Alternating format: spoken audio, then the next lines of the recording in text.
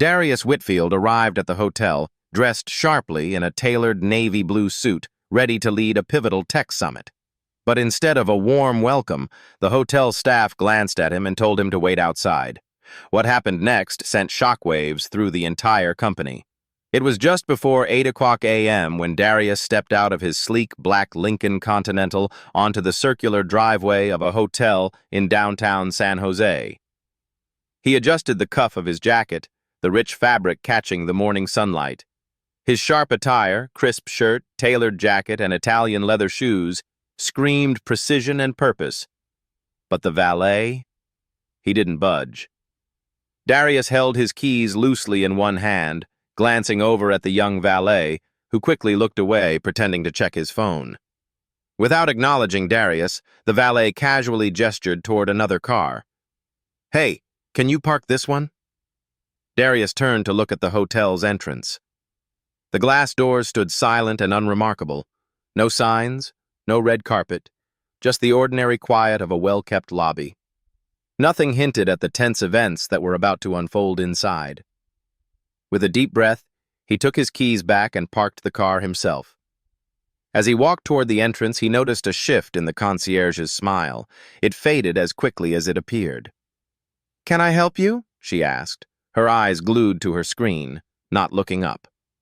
"Yes, I'm here for the summit, the net conference," Darius replied. "I believe you have the Redwood room reserved for us." The woman looked at him quickly, frowned, and then looked back at her screen. "Do you work for one of the vendors?" she asked coldly.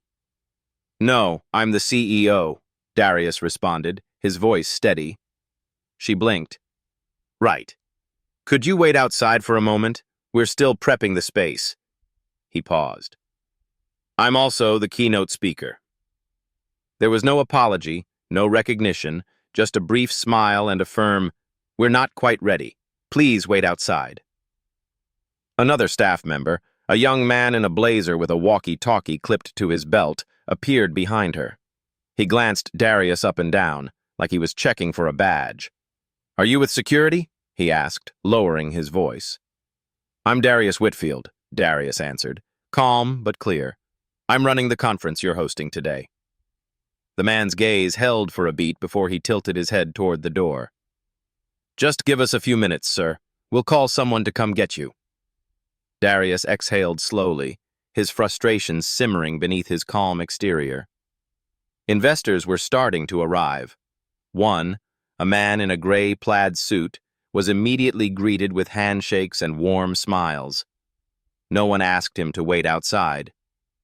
Darius locked eyes with the man, but he barely acknowledged him, continuing into the lobby, escorted by the same staff who had just asked Darius to step outside. The hotel doors closed softly behind him, and Darius found himself standing alone once more, outside the main entrance. He checked his watch. 8:09 a.m.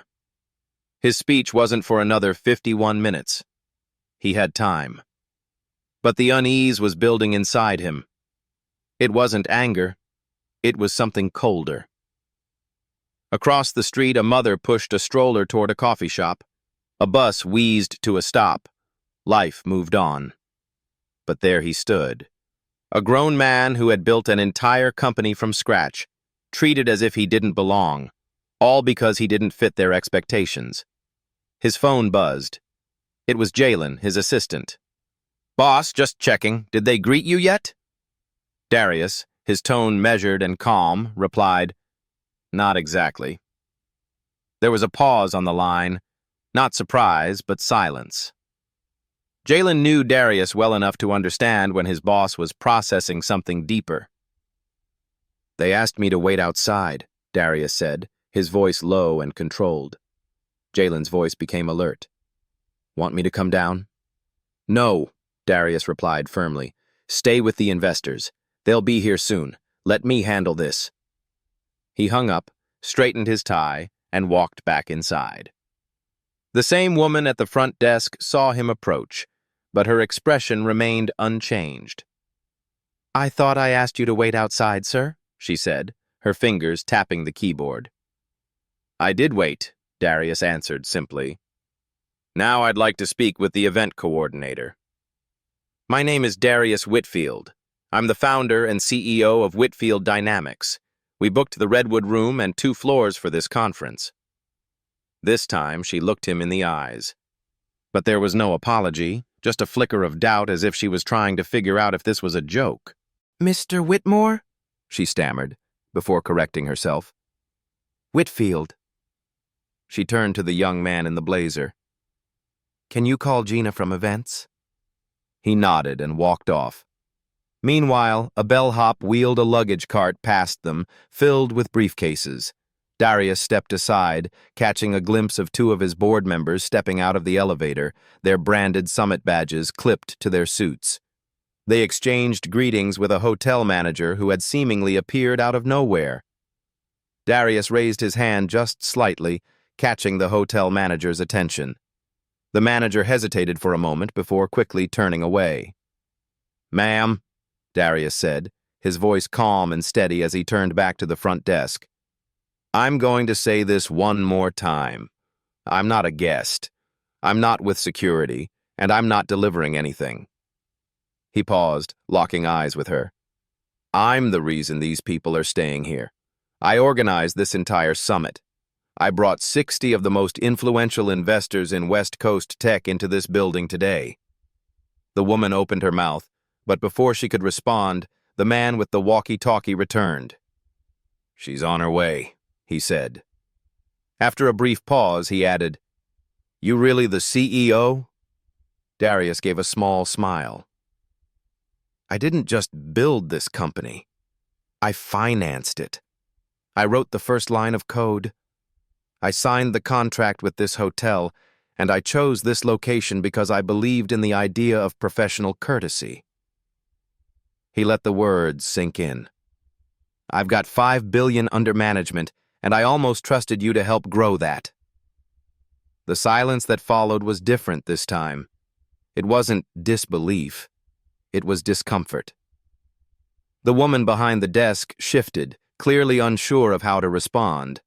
But before she could even try, Gina from the events team walked briskly into the lobby, holding a folder and speaking before she even reached Darius. "Mr. Whitfield, I am so sorry for the delay. We weren't informed you'd arrived. Please come with me. We have the Redwood Room set up, and coffee's being served.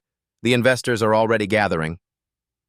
The same staff who had asked him to wait outside now stepped aside, as if parting the water. Darius followed Gina past the front desk, past the man with the walkie-talkie, and past the woman whose face was now flushed, whether from embarrassment or something else. He couldn't tell. But he didn't speak again. He didn't need to, because what they failed to see wasn't a man trying to sneak into a space where he didn't belong. What they missed, what they refused to see, was a man who owned the space, standing still, giving them a chance to correct themselves. They chose not to, but what came next wouldn't be a lesson in anger. It would be a lesson in memory. And Darius had an excellent memory. The Redwood Room sat at the back of the hotel's conference wing, down a hallway lined with abstract artwork and muted carpeting. Inside, the lights were already dimmed for the opening presentation.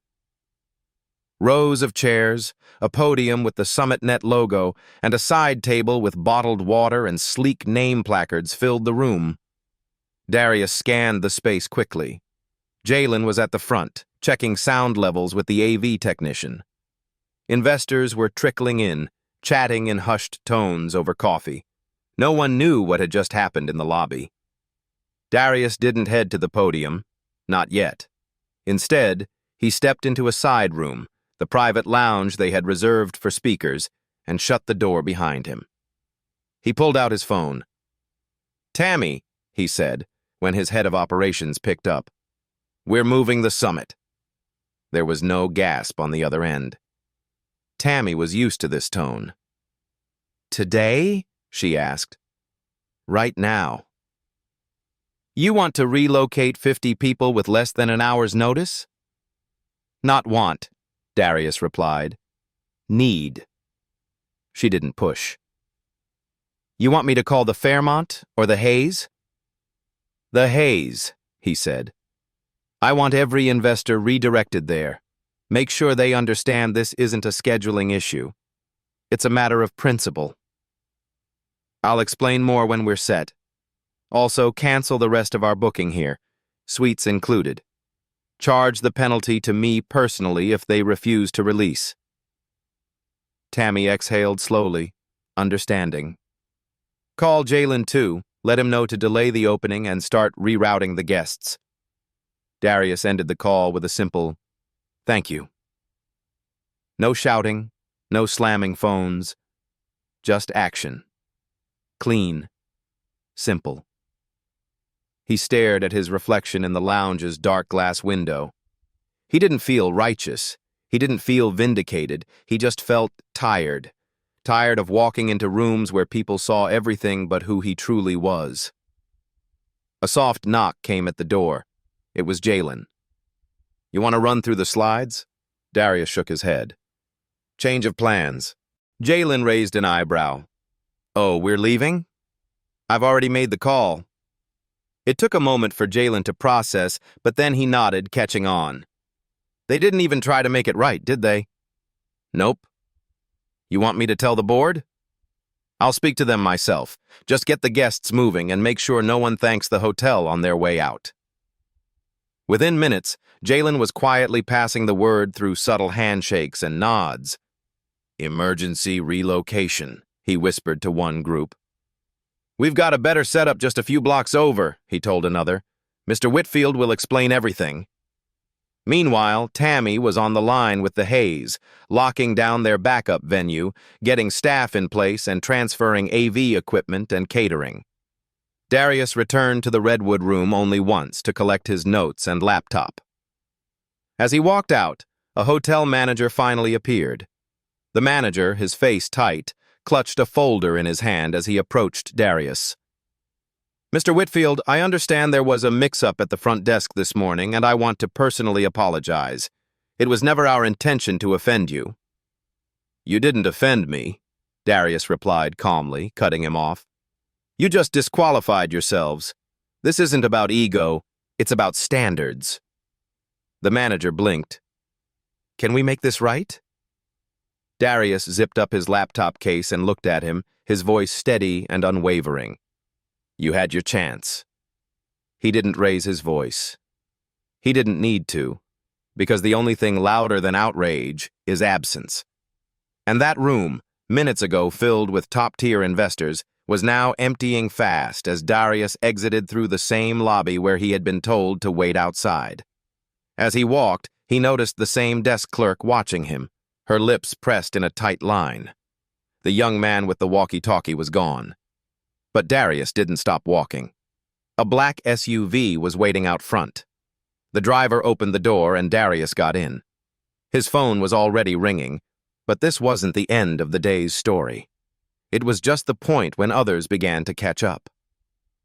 By the time the first tray of croissants made it to the now half-empty Redwood room, most of the guests were already blocks away, gathering in the grand atrium of the Hayes, San Jose's other luxury hotel. Unlike the first venue, the staff here didn't need to be convinced of who Darius was. They welcomed him as though they had been preparing for this moment for weeks. Meanwhile, back at the original hotel, confusion spread. The receptionist kept checking her screen, scrolling through the guest list, then the room blocks. Her brow furrowed as she picked up the phone. Gina, the conference guests, they're leaving. Gina, the events coordinator, was in the loading bay helping the AV team pack up gear. What do you mean leaving? She asked. I mean people are checking out. They're canceling their keys. Some just walked out without saying anything. In less than 20 minutes, the lobby, once buzzing with handshakes and business cards, now had wide gaps. Conference signage still stood, but the energy had drained, like water slipping through a cracked floor. Then, the manager's phone rang.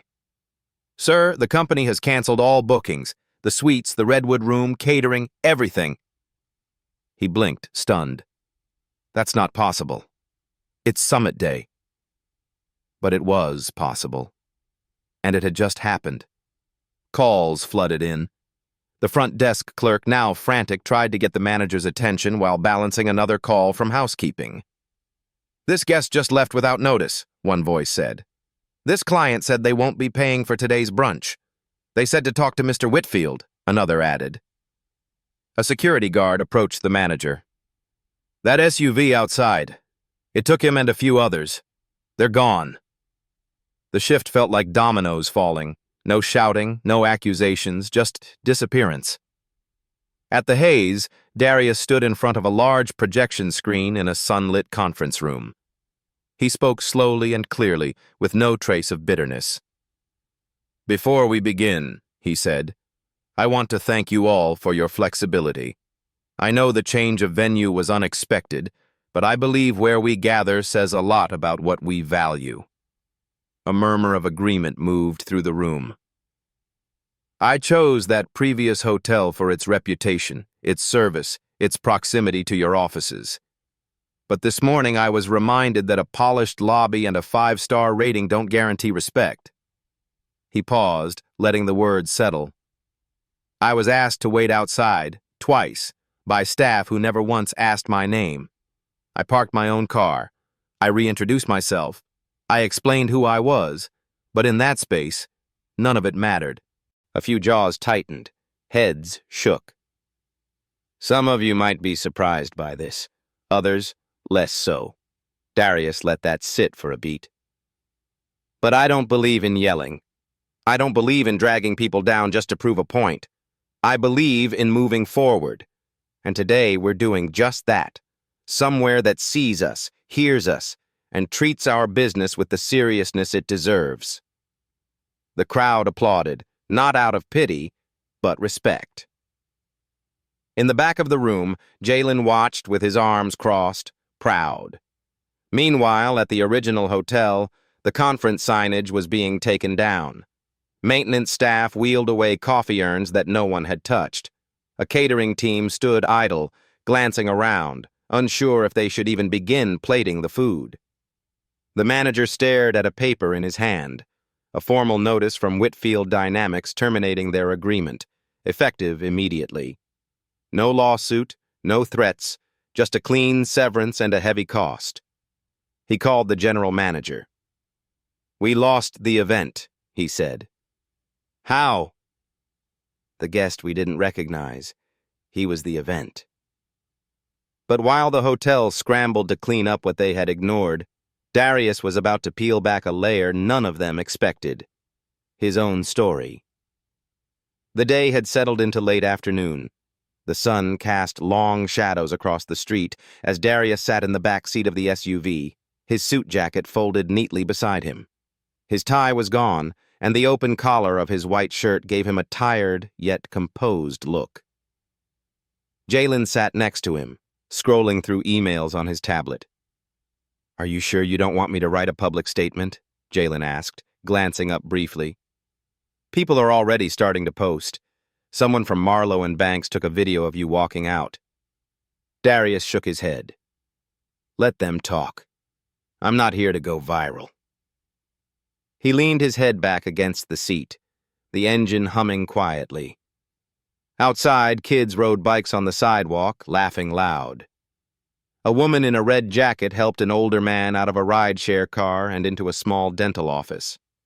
Nothing extraordinary. Just the day carrying on. But inside the car, there was a quiet pause. "Can I ask you something?" Jalen said, not looking up.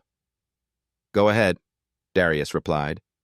"Why didn't you just go off on them? I mean, they deserved it after everything." Darius didn't answer right away.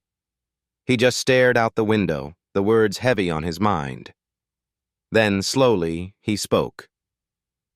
"When I was 19, I walked into my first interview with a resume full of summer jobs and a GPA that should have opened doors. The receptionist asked if I was delivering food. I smiled, said no, and waited 2 hours. The interview never happened. They forgot I was there." Jalen glanced over, silent, waiting for him to continue. "I could have made noise, caused a scene, but I didn't.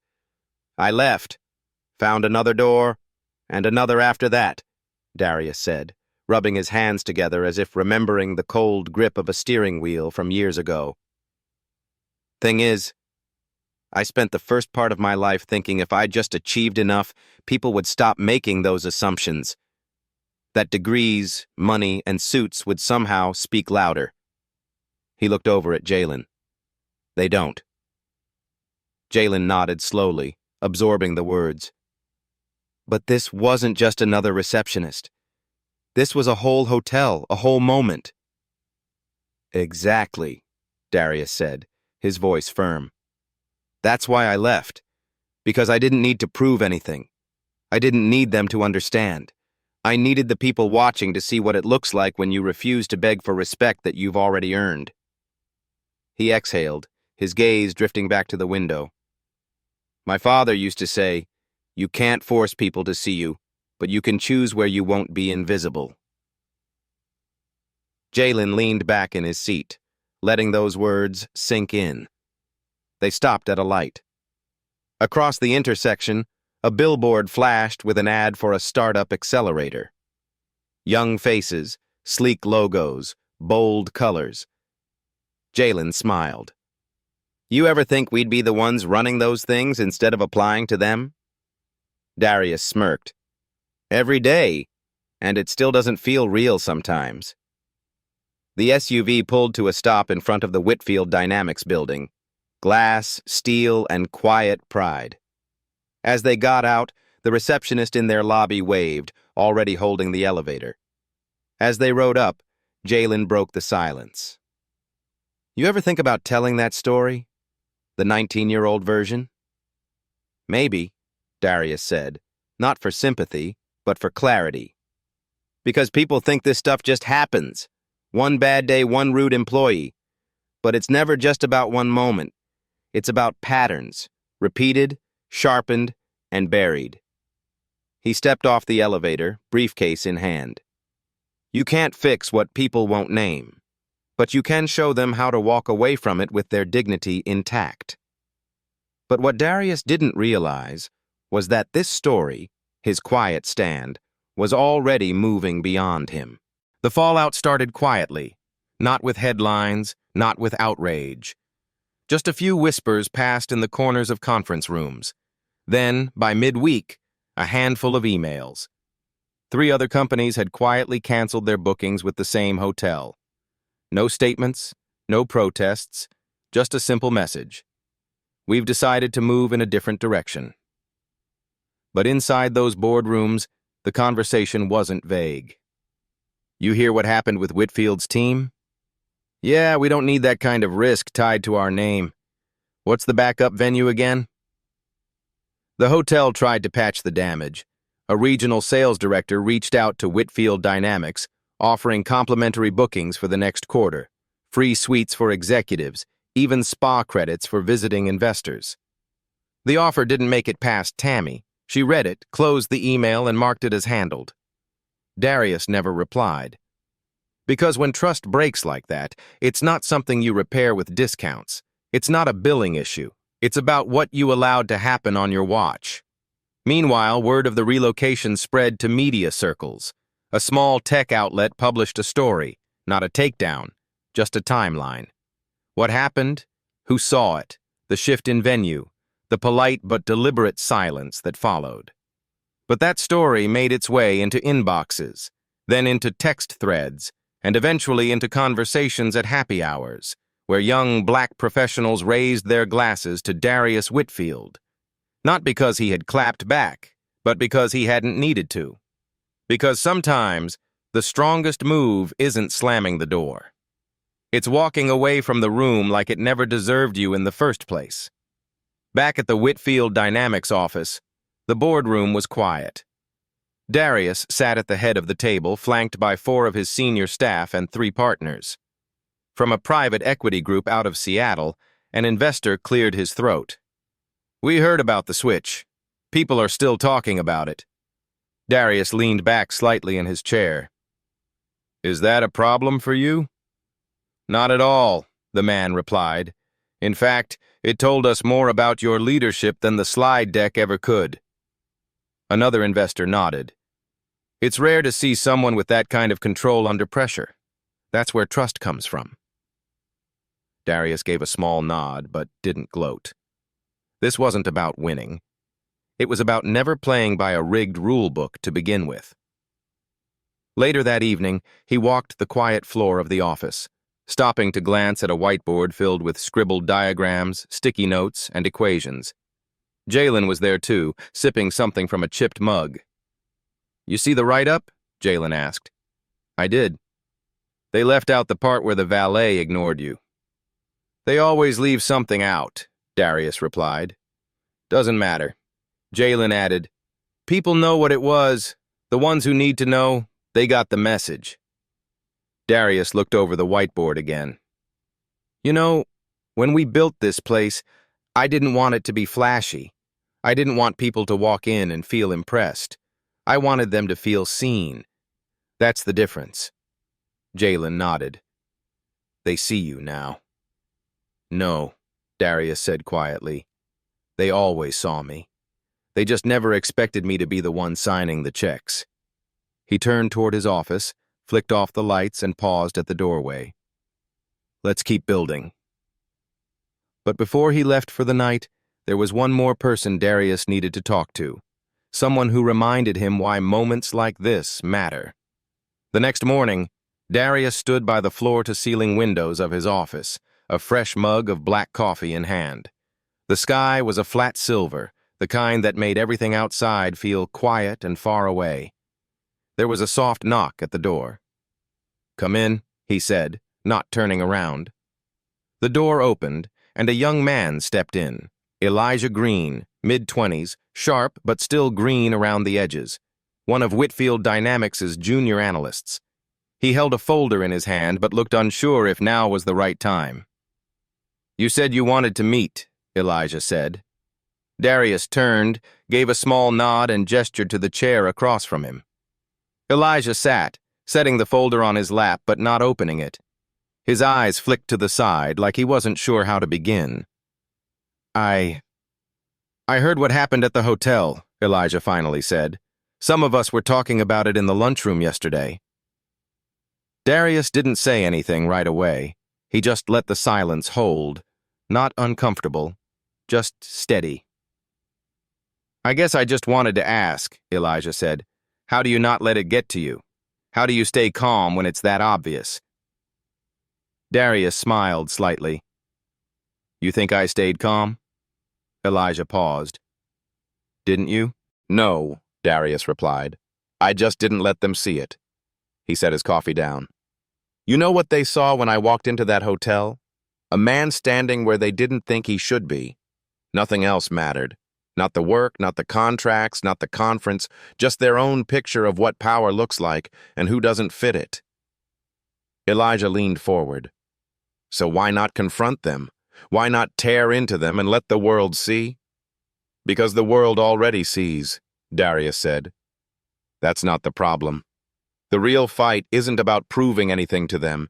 It's about teaching the people who come after us that you don't need their approval to make moves. You don't need permission to belong." Elijah nodded slowly.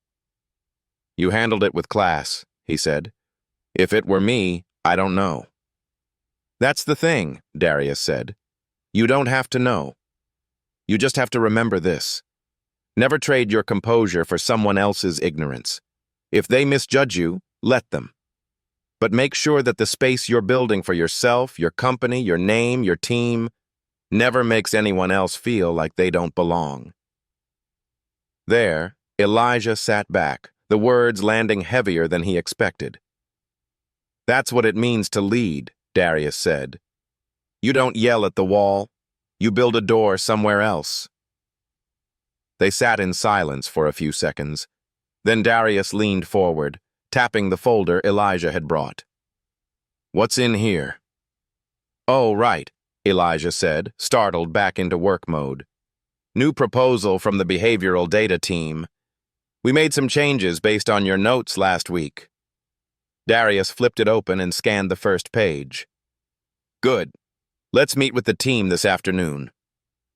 Elijah stood to leave but stopped at the door. "Thank you," he said. For what? For showing us how to move without ever lowering yourself. Darius gave a quiet nod, and Elijah left the room. Outside, traffic moved steadily, like the world hadn't noticed any of it. But the people who had noticed, they wouldn't forget. Because this wasn't just about one man and one hotel. It was about all the rooms people walk into, where someone looks up and sees only half the story. It was about the quiet ways power can speak, through action, not reaction. And it was about rewriting the rules without ever picking up the pen they tried to hand you. If this story hit you somewhere real, if it made you think about how you carry yourself in spaces,